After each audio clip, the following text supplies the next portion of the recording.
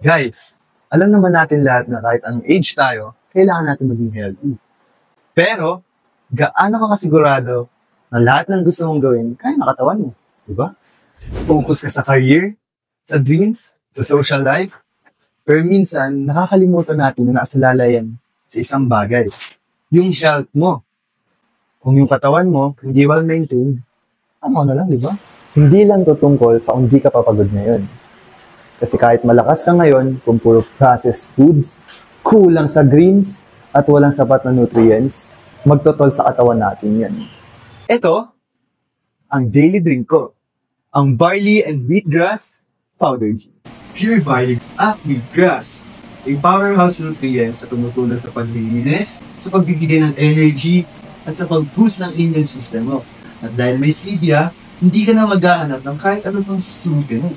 Sa bawat pag-inom mo, alam mo yung iigas sa sarili mo. FDA approved ba yan? Kaya walang ginda. Build a strong foundation now. Grab a box of barley and wheatgrass powder. For just 6.99 pesos, may 10 sachet ka na ng barley and wheatgrass powdered drink. Check out ka na!